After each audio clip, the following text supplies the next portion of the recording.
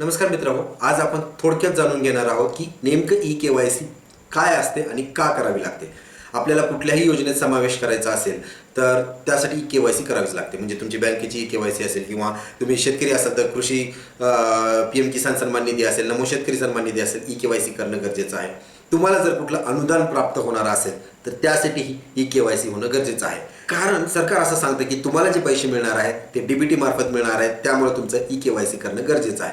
मग नेमकं आता ही ई-के-वाय-सी आहे तरी काय, हे डीबीटी काय आहे. आम्ही तर खातं काढलं, आधार कार्ड देऊनच खातं काढलंय. बँकेत जाऊन चौकशी केली तर मॅनेजर म्हणतोय की यस, तुमच्या खात्याला आधार कार्ड लिंक आहे, आधार पॅन माझं चालूच आहे, व्यवहार तर माझे सुरूच आहेत, बँकेतनं मेसेजेस तर रेग्युलरली येतात, पैसे कटलेले जमा झालेले. मग नेमकं ई-के-वाय-सी काय आहे आणि का करायची गरज आहे त्याबद्दलच हा व्हिडिओ राहणार आहे.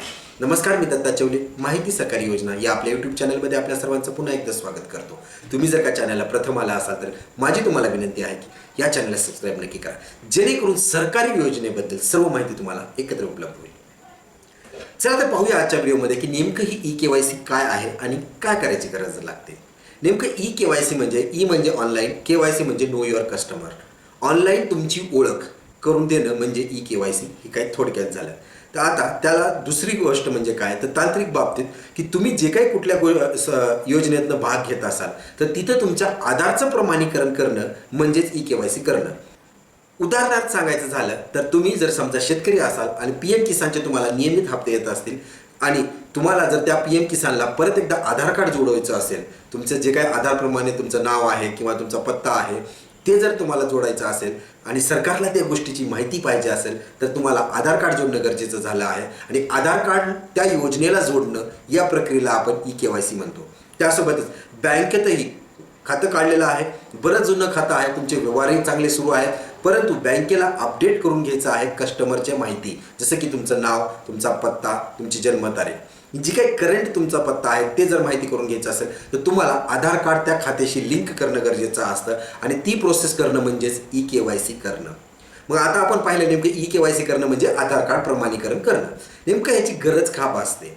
जर समजा आपण पी-एम किसानच्या बाबतीत सांगितलं उदाहरण घ्यायचं झालं तर ज्यावेळेस 2019ला नोंदणी करण्यात आली त्यावेळेस खाते मागवण्यात आले की या खात्यावरती तुम्हाला पैसे मिळतील.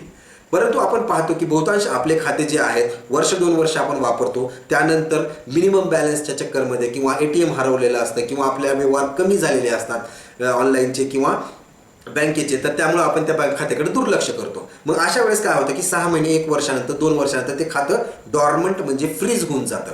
मग तशा बंद पडलेल्या खात्याला जर परत आणखी नवीन येणारं अनुदान जर त्यावरती टाकण्यात आलं तर ते अनुदान रद्द होईल आणि वापस सरकारला जाईल.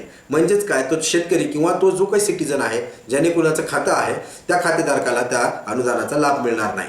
मग त्यासाठी करायचं काय आहे की तुम्हाला ई-के-वाय-सी करणं गरजेचं आहे. मग नेमकं ई-के-वाय-सी केल्यानंतर आमच्या खात्यावर पैसे यायला सुरू होतील का, तर असं नाही आहे. ज्याही वेळेस तुम्ही ई-के-वाय-सी कराल त्यावेळेस तुमच्या खात्याला जे काही पी-एम किसानचं अकाउंट आहे त्याला आधार कार्ड लिंक होईल. हे झालं एक. मग त्याने काय होणार, मग त्याने होणार काय की आधार कार्ड जर तुमच्या खात्याला लिंक पी-एम किसानच्या खात्याला लिंक झालं तर पी-एम किसानच्या अकाउंटला माहिती जाईल की तुमचं नाव हे आहे आणि तुमच्या आधारला कोणतं खातं आता चालू आहे. ज्याने होतं काय की आधार आणि आपण अकाउंटला लिंक केलेलं असतं. ज्या कुठलं खातं आपण नवीन काढलं आहे, रिसेंट खातं काढलेलं आहे किंवा ज्या खात्यावर आपलं व्यवहारच व्यवस्थित चालू आहे आणि तिथं आपण आधार कार्ड जोडलेलं आहे ते खातं म्हणजे आपलं चालू खातं आहे. ते खातं फ्रीज झालं नाही किंवा तिथं निगेटिव्ह बॅलन्स नाही आहे. मग ह्याचीही माहिती पी-एम किसानला कळते. तुमच्या नावाची तर माहिती कळते, मनुष्य हयात आहे का नाही ते कळतं. तर तिसरी महत्त्वाची गोष्ट म्हणजे तुमचं कुठलं चालू खातं आहे. म्हणजे तुम्ही 2019ला दिलेलं खातं 2023पर्यंत चालूच असेल असंही नाही आहे. हे झालं त्याचा करण्यामागचा उद्देश. दुसरी गोष्ट म्हणजे काय की 2019ला जे लाभार्थी होते त्यातील बहुतांश शेतकरी मयत असतील किंवा ज्यांचे काही लोकांचे खाते बदललेले असतील तर अशा लोकांनी वरपर्यंत माहिती कशी पुरवायची, तर ती जी काही सिस्टम आहे ती म्हणजेच ई-के-वाय-सी मार्फत आधार बँक लिंकिंग करणं गरजेचं झालेलं आहे.